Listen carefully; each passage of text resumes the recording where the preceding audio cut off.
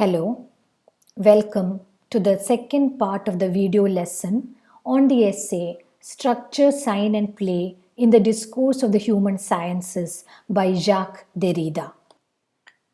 In the first section, we examined Derrida's claim regarding the structuralist dilemma, which is that when we try to critically analyze the structurality of structure, we are forced to do so by using the concepts and terms and frameworks and theoretical frameworks which are actually a part of that structure.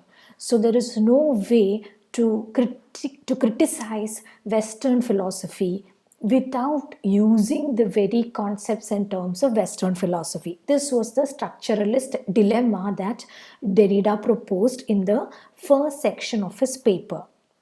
In this video, we will look at the next section where Derrida proposes a possible critical method to deal with this dilemma.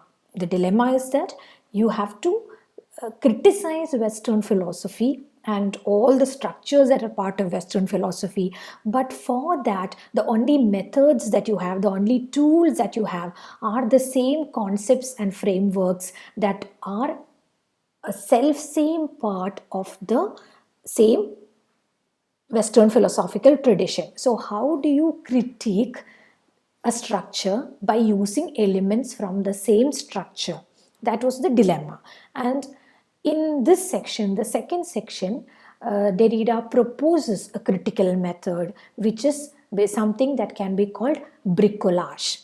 So in this video, we will look at that. So Derrida comes up with this idea with the help of the work of the structural anthropologist Claude Lévi-Strauss. In the previous video, we had just briefly mentioned Lévi-Strauss.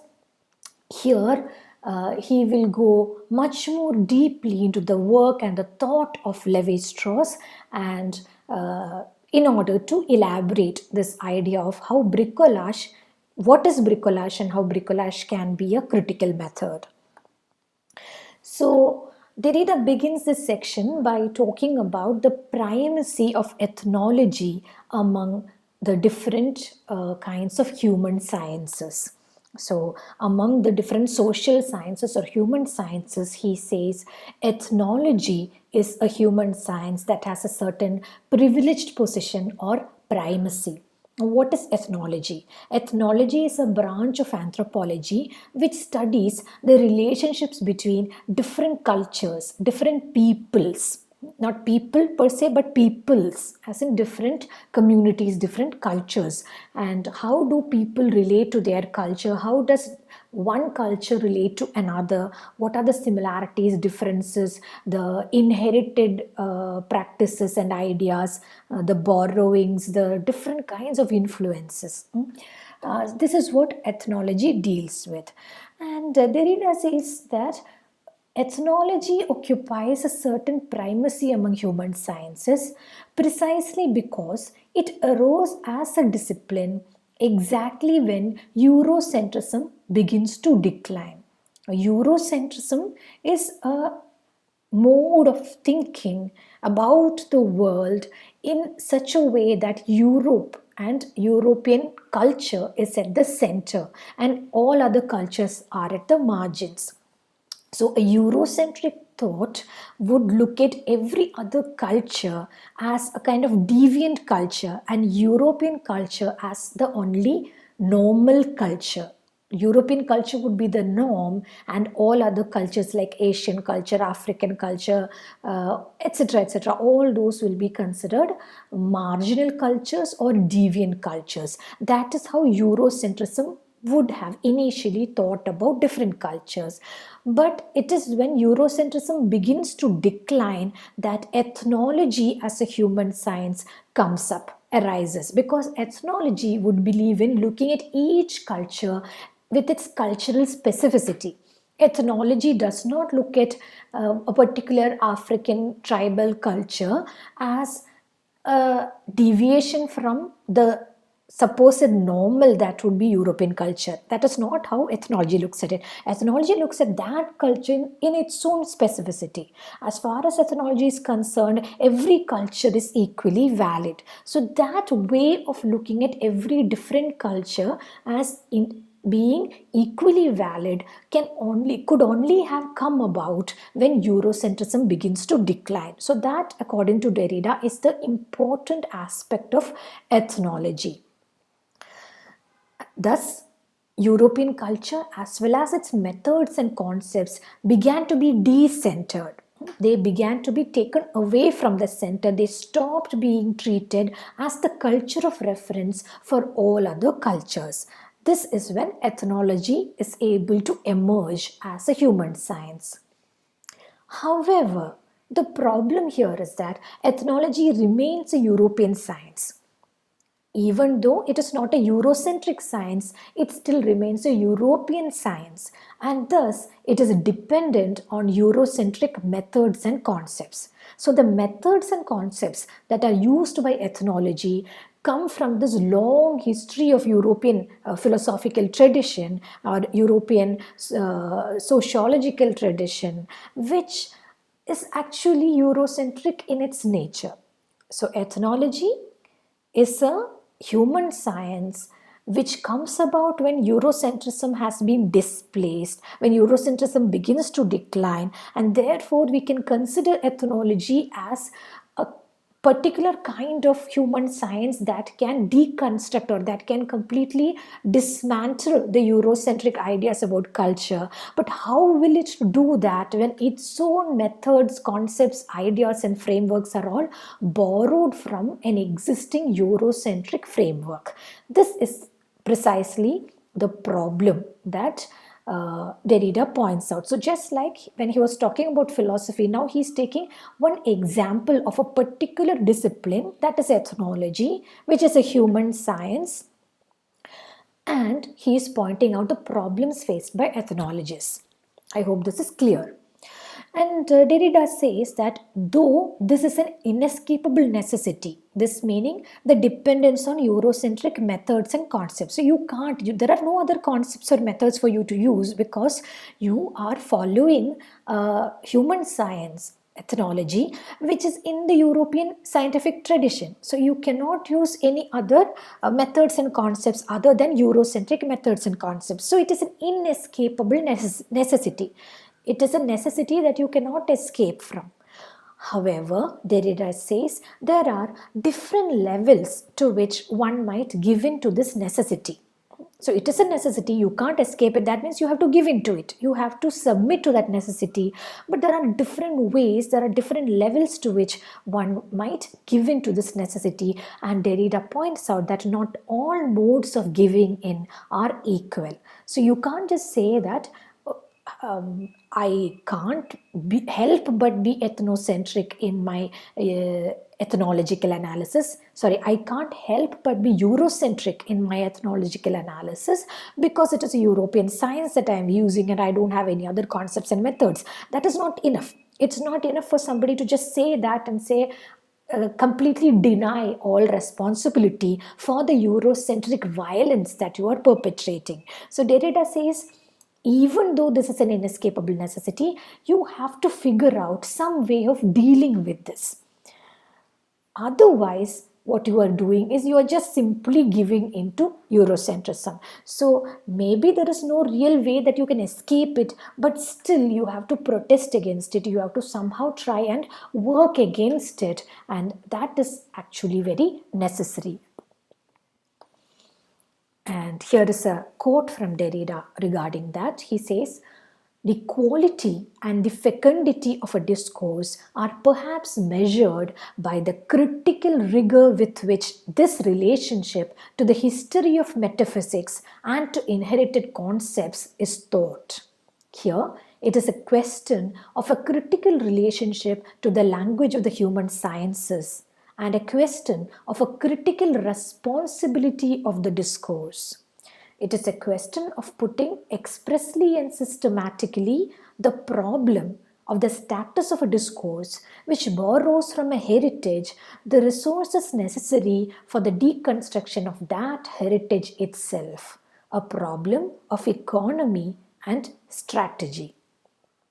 So he says the problem is very clear. You have a heritage, you need to deconstruct that heritage, but you only have the resources that you can draw from that heritage itself for the purpose of this deconstruction. So how do you do that?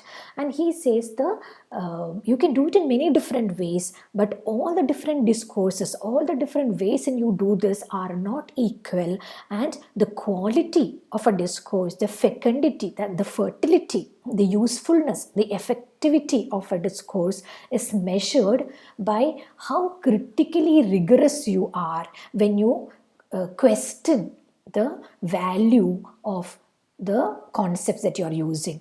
How critically can you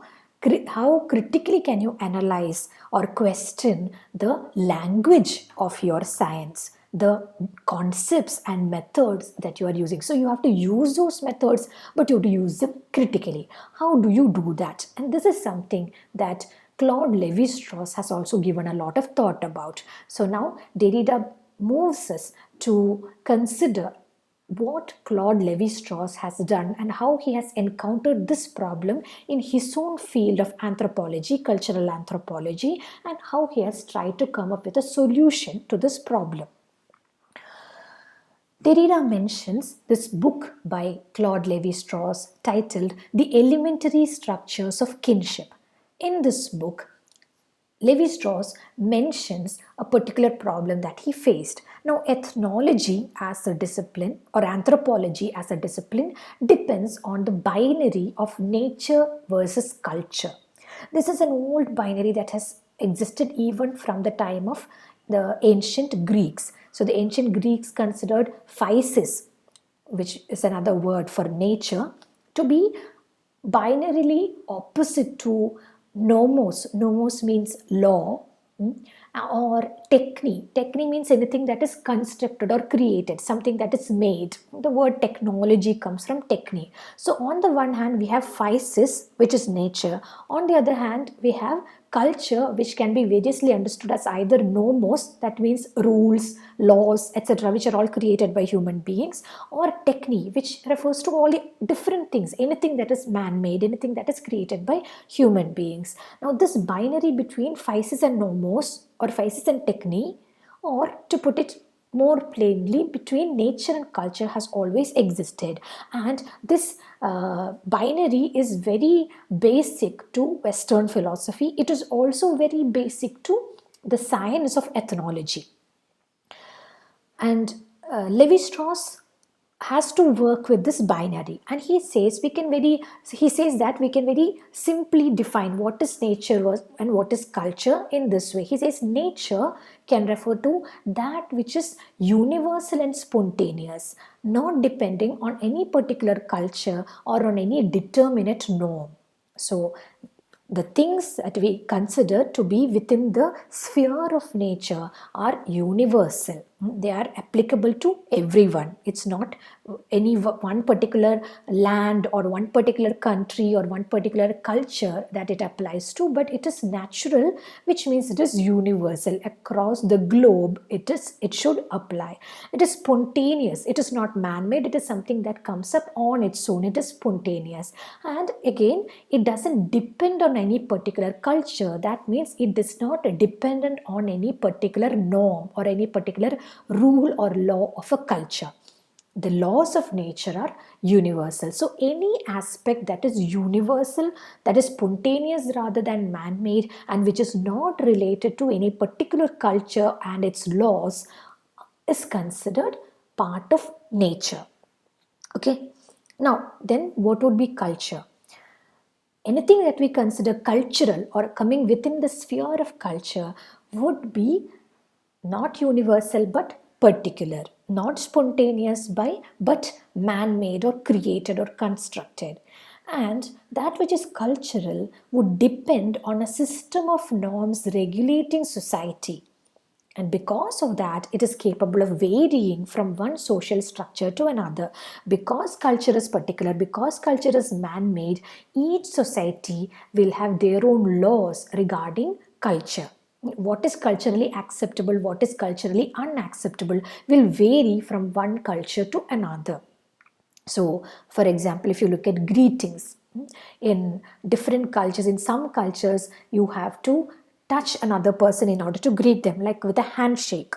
The English custom, Anglo-American custom is of greeting another person with a handshake, whereas the European custom, the French custom, is to greet another person with a kiss on the cheeks. So, whereas in Asian countries, like for example in India, you greet somebody perhaps with a namaste. In Islamic culture, again, you might greet somebody with an adab, or if that person is very close to you, might greet them with an embrace. But again, this embracing or touching will not happen across genders. It is only people of the same gender who will embrace. Whereas in a European culture, that is not necessarily the case. People belonging to different genders can embrace each other in greeting. Now, what does all this mean? It means that culture is particular, right? It depends on a particular rules that have evolved in a particular within a particular community, and therefore it is not universal. Culture will vary from one social structure to another. So, having said this, the having made this distinction between what comes under the sphere of nature and what comes under the sphere of culture, Levi Strauss mentions a particular scandal that he found while studying certain tribal cultures. He encountered something that he calls a scandal to this binary, which is the incest prohibition. Now, what is incest? Incest is sexual relations between blood relatives. So, between parents and children, between siblings, brother and sister, or different kinds of, there may be different variations of that incest prohibition, but usually it is between the blood relatives, people who are closely related by blood. So that kind of a sexual behavior is what we call incest, and that is prohibited. Now, what Levi-Strauss realizes is that incest prohibition, the prohibition of incest, is common, it is universal to all cultures that he studies. So, in that sense, we would consider that it is natural. Because it is universal, it is natural. But it is a prohibition. That means there is a law against it, there is a rule against it, and laws and rules come under the aegis of culture. So, because it is a prohibition, you can consider it cultural, but because it is universal, you can consider it natural. So, the very fact of this incest prohibition is something that Levi Strauss encounters as a scandal to the binary of nature versus culture. What does this mean? It means that the very existence of the incest prohibition questions the binary of nature versus culture. So, all this while we had considered nature versus culture as a fundamental binary. Everything else, Western philosophy, all our sciences, all our social sciences are based on this fundamental binary. But something as simple as the incest prohibition has the capability to dismantle this binary, to completely question this binary. This is the problem that Levi Strauss encountered, and he calls it a scandal. By scandal, what does he mean here? He says that it is something that is unimaginable within this binary. How can, if this binary is true, if nature and culture are opposites, then how can something be both natural and cultural at the same time? If something can be both natural and cultural at the same time, then that means this binary is not true. There is no truth value to this binary. But once you say that, once you break this binary, then the entire method of the entire science of ethnology falls apart. So, how do you then continue to do anthropological work, to do ethnological work without depending on this binary? This is the question that Levi Strauss raised. Now, what is the answer or what is the solution that Levi Strauss finds for this? Derrida says that Once we have come up with this problem, once we have come up with such a scandal within a system of thought, a scandal that dismantles the entire system of thought, there are two ways of addressing such a scandal. The first one is to question the entire history of these concepts. But that would require us to step outside philosophy.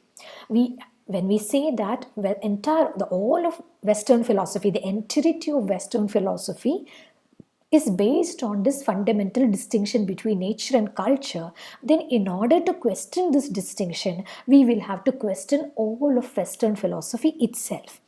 For that, we will have to step outside philosophy, and that Derrida says it sounds very radical, it sounds very good, that is exactly what is needed, but how do we do that? In order to question philosophy, we have only the methods and concepts of philosophy. So every time you think that you are stepping outside philosophy, you are still remaining within philosophy. You are kind of bound within or caught within the nexus of philosophy. So it is necessary to question philosophy, but it is much more difficult than it seems to step outside philosophy and to critique it. So then what would be the second method? The second method would be to stay within philosophy, use the same method and question it. But how do you do that? So the second method is what Levi-Strauss uses, which is to use these concepts, whether it is the binary of nature versus culture or any other philosophical concept, use these concepts as tools purely for their methodological value. They have value as tools, they have value as methods, so we use them without any belief in their ontological truth value. Ontologically, that means in a very objective way, if you look at it, there is no truth value to those concepts. So you can question the truth value of a binary like nature versus culture, but still use it for its methodological value. So there is no inherent truth value in this binary, but we use it so long as it is useful as a method. That is the idea proposed by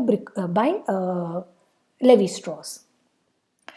So, while the nature-culture opposition might not have any objective truth value to it, it can be used so long as it functions as a methodological instrument, which also means that as long as this binary is useful, you can use it.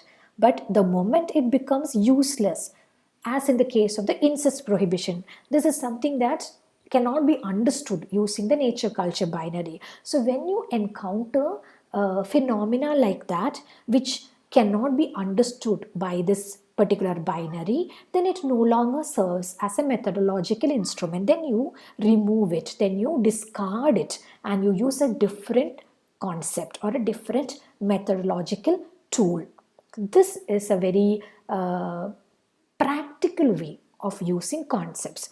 You don't believe that those concepts have any objective truth value, but they have methodological value. You use them so long as they are useful to you. When they stop being useful, you discard those concepts and you use whatever new concepts are possible. This kind of a use of this method, the discourse of this method, is what Levi-Strauss calls bricolage. This is a very important term that he proposes, and Derrida also proposes the same term. It was proposed by Levi-Strauss, but Derrida says we can use this. Levi-Strauss used this term bricolage to refer to how he would go about in anthropology or ethnology, but Derrida says we can use it in a much more larger sense for philosophy per se. Now, what is bricolage? Bricolage is actually, it is a French word. It is the kind of work that is done by somebody called the bricolaire. And who is bricolaire? The bricolaire is one who uses any tool to suit his purpose rather than for the purpose that the tool is intended. So, if you take a pencil, for example, what is the intention behind the creation of a pencil? It is you're supposed to write with it. But if you use that pencil to tie up your hair, some people do that, right? You twist your hair into a bun and then you use that pencil to keep your bun in place. then you are actually performing a kind of bricolage. You are using the tool, the pencil, but for a different purpose than the one for which it was originally intended. So, like that, the bricolaire is somebody who can use any tool for any purpose. The traditional idea is that a particular tool should be used only for a particular purpose, the purpose for which it is intended, the purpose for which it is created. But what a bricklayer does is use any tool for any purpose. So the moment the pencil stops being a tool of writing, then you stop using it as a tool of writing. You use it for some other purpose. The moment the pencil breaks, you can't use it anymore. You discard it. Like that with any other object. So this is, I'm giving this just as an example, but what Levi-Strauss and Derrida are talking about is how you use a concept as, as a tool. Just like we use a pencil for a purpose other than the purpose for which it is intended, similarly, you can use concepts, ideas, frameworks, theories also for a purpose completely different from what the creators of that idea really intended. And Derrida also quotes the structuralist literary critic Gerard Genet, who in his essay Structuralism and Literary Criticism says that this idea of bricolage, this method called bricolage, can also be applied to literary criticism. So this is also important. Now we will just read a small passage from Derrida about how this is actually a quote from Levi-Strauss about bricolage. The bricolaire, says Levi-Strauss, is someone who uses the means at hand, that is, the instruments he finds at his disposition around him, those which are already there, which have not been especially conceived with an eye to the operation for which they are to be used, and to which one tries, by trial and error, to adapt them, not hesitating to change them whenever it appears necessary, or to try several of them at once, even if their form and their origin are heterogeneous, and so forth. There is therefore a critique of language in the form of bricolage, and it has even been possible to say that bricolage is the critical language itself. This quote from Derrida is very important. Bricolage involves a critique of language, and bricolage is critical language itself. So whenever you use language critically, critical of itself, whenever you use concepts in a way that is critical of themselves, then you are engaging in bricolage. And this quote just means the things that we have already discussed, that you use whatever instruments that you can find, whatever instruments are at hand, you use it in whatever way that you like. Sometimes you combine different concepts. You take one concept from Marxism, one concept from psychoanalysis, one concept from feminism, and then you combine them and you use them. So that doesn't mean that you completely take every element of Marxism, or every element of psychoanalysis, or every element of feminism. You can say that psychoanalysis is a patriarchal structure and still use certain elements that you find useful from that in combination with other elements from, say, feminism or Marxism, and then you can come up with your own discourse, your own critical discourse. This is how criticism works as bricolage. So the very idea of bricolage is, first of all, you take whichever concepts, choose whatever is useful for you. Secondly, the moment it becomes useless, you discard it. And thirdly, whenever you use it critically. That means without any belief in its ontological truth value. So you are using it, but you're always aware that this concept or this framework that you're using is open to questioning. So somebody else can come and completely dismantle your framework. You have to be always aware of that even while you use it. That is the only way in which you can critically use language, critically use philosophical concepts. And this critical use of language or of concepts is bricolage. And finally, in this section, Derrida also he also opposes the bricolaire to another uh, earlier traditional concept called the engineer. So earlier, the author or the critic was considered to be like an engineer. The philosopher was compared to an engineer. The traditional philosopher was imagined as an engineer, one who constructs the totality of knowledge, of language, of culture out of nothing. So engineer is somebody who, what does an engineer do? The engineer visualizes, right? The engineer has a blueprint. The architect of the engineer has a blueprint, has a plot, has a plan, and then he brings different elements together according to his plan, and then he creates a totality. So the philosopher, as an engineer, creates a totality of knowledge. The linguist or the author or the critic would create a totality of language. The anthropologist would create a totality of culture. And the idea, the traditional idea is that the engineer starts from nothing, and then creates a plan. According to his plan, he creates everything. And this idea of the engineer is very close to our idea of God, which is why many traditional critical appreciations or literary appreciations would look at the author as some kind of God. The painter, the sculptor, they are all somebody who is fashioning something from almost nothing, and they are considered to be god-like figures. So, like that, the traditional philosopher was also considered to be a very god-like figure, whom Derrida calls the engineer. But Derrida says this is actually a myth. Nobody can create anything from nothing. Rather, the engineer is also a myth created by the bricklayer. And this is again something that Levi-Strauss has proposed, and Derrida agrees with that. He says that the engineer doesn't really exist. The engineer is only a myth that is created by the bricklayer. All that exists is bricolage. All of us are actually bricolayers. Just that in traditional times, in earlier times, philosophers did not know that they were doing bricolage. They believed in the truth value of the concepts that they used. They believed that they were also engineers, but actually they were merely bricolayers, because none of the concepts that they used had any truth value. The truth value was attributed to those concepts by the engineers, by the philosophers themselves. So the engineer is just a myth. It is almost like Barth say talking about the death of the author. Right, I'm sure you can see the connection between the two. Next point that Levi-Strauss makes, and which Derrida posits, or which Derrida discusses, is that bricolage is not merely an intellectual activity but also a mythopoetic activity.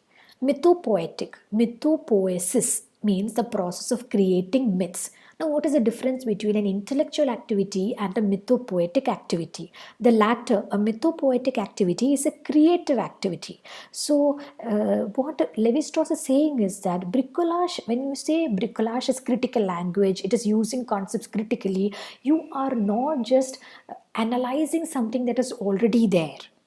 You're not just describing what is already there in a culture or in a philosophical system or in a social structure, but rather by the very process of describing, you are creating something. Which means that if I describe a family, for example, in a particular way, with my description, I am creating an image of that family. Somebody else may describe the family in a different way, and they will have created a different image of it. This is what he means when he says that bricolage is not merely an intellectual activity but also a mythopoetic activity. So, any act of criticism, any act of theorization is an act of bricolage, and it is also a creative act, not merely an intellectual act. Now, when you are aware that by engaging in criticism, you are actually creating myths, that means you are being aware of the mythical nature, of the fictional nature of your own critical discourse. That means you are approaching your own critical discourse critically. You are criticizing your own critical discourse. This is what Derrida finds most interesting about Levi-Strauss's discourse. He says that Levi-Strauss's discourse on myths reflects on itself and criticizes itself. This is the implication of Levi-Strauss's discourse on myths, which he calls a kind of bricolage. So we will pause here for the moment, and in the next video we will go on to the next section of this essay, which takes these ideas forward. So if we say that every critical discourse is bricolage, and every critical discourse is also mythopoetic, it is also creating something fictional, something mythical, then where do we go forward from that? This is what Derrida will later come to analyze.